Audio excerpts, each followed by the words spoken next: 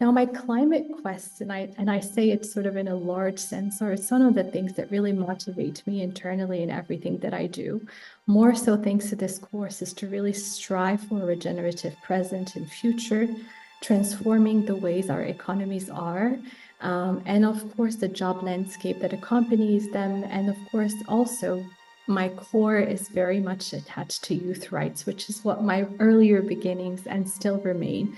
How can we advocate for the well-beings of all young people and their livelihoods, and therefore then advance their skills development and earning opportunities?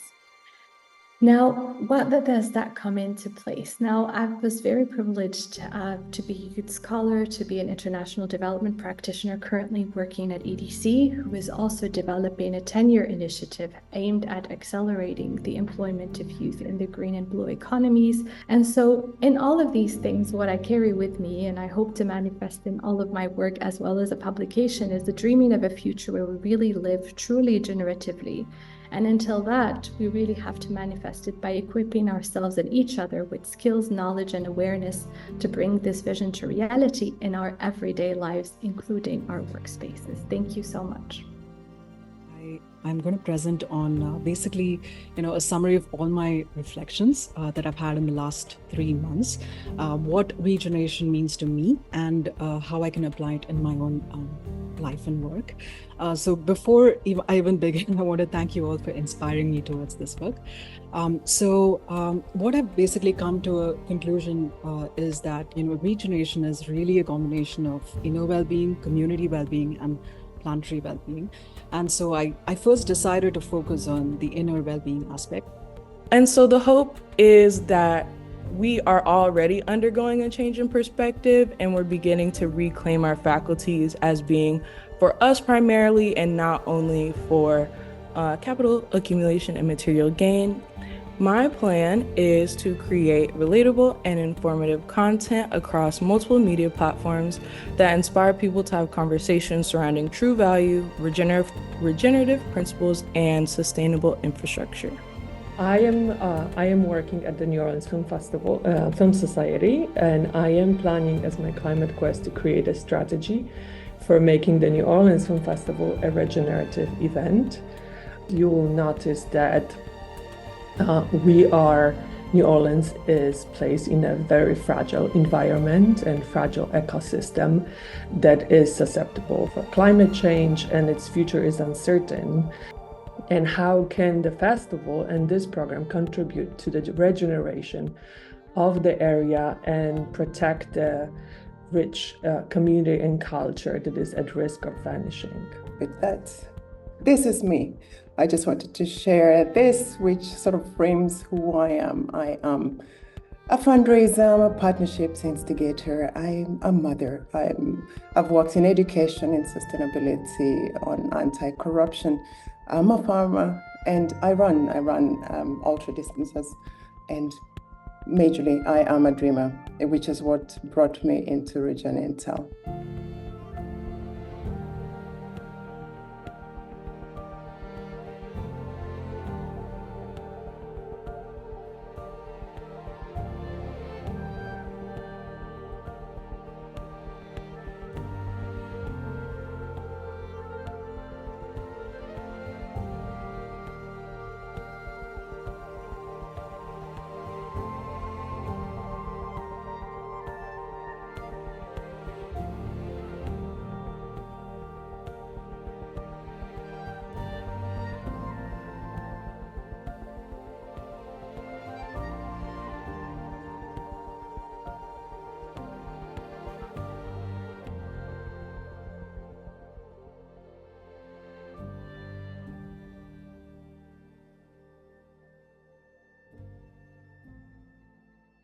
The mission, and this has been around for a while, but we exist to put life at the center of business. That's really what the company is trying to do, and everything is tested against that.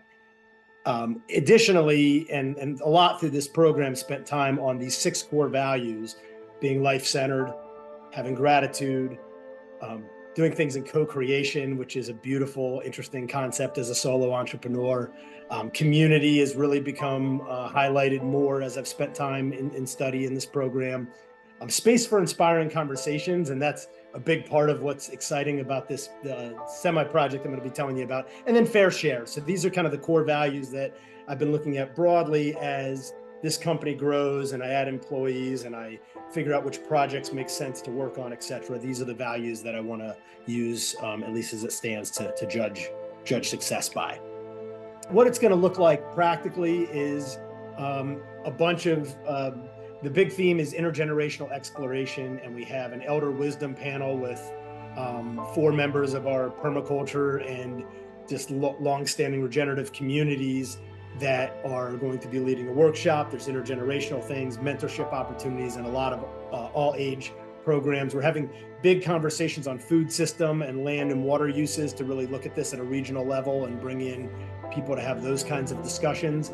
We are offering this as a pay what you can, value for value model. So low barriers to no barriers for people who want to come for free. Experiences. A lot of meetups we go to in London follow the same format: meet, drink, mingle, chat about climate, rinse, and repeat. So how can we reimagine how we gather in London? Phase 1 of this quest aims to address this and test our hypothesis. We will kick off with a pilot series of events to explore reimagining the way we gather in London. Our objective is to curate experiences that activate pathways for connections to nature and regenerative practices. So what are we building? Well, in a nutshell, it's an ecosystem builder for regenerative cities. What this means in practice is we curate experiences for professionals and organizations in London to gather, reconnect with nature, and explore regenerative solutions in an urban context. Okay, so hi everyone, I'm Moises, and I'm going to talk to you about my climate quest, a quest to address health access challenges globally. I'm thinking about this project, which I called Xochipilli's Apothecary. Xochipilli is an Aztec god of the flowers. So to introduce the concept of regenerative health center, where evidence-based herbalism takes center stage. This not only will provide natural products backed by scientific research, but also offer herbal-based health advices services. So hi from Vienna, Austria. My name is Ava, and I'm going to present to you my climate quest, which is all about harnessing the power of football for a regenerative future. So you might wonder why I'm looking into this. A couple of years ago, I had the opportunity to work on the FIFA World Cup in Qatar. That really kind of like brought me in touch a little bit with the world of football and, you know, just that power it has in, you know, motivating people, bringing people together across the world, across different backgrounds. I mean, it's one of the most watched sports in the world. And when you think about, you know, all the players, their popularity, I mean, just imagine, you know, the influence they could have. So I thought, okay, why not just, you know, harness this unique platform and make a project out of that I can use for my consulting business as well. The second part, obviously, I mean, think about, you know, I looked it up yesterday on Instagram. I mean, the most followed people on Instagram are literally 2 football players. So, I mean, together, this is like kind of, I think is almost the, you know, entire population of the US and Europe when you think about that. So it's gigantic. I mean, just that leveraging that, I think, is a real big opportunity, and there is not that much done in that space for now.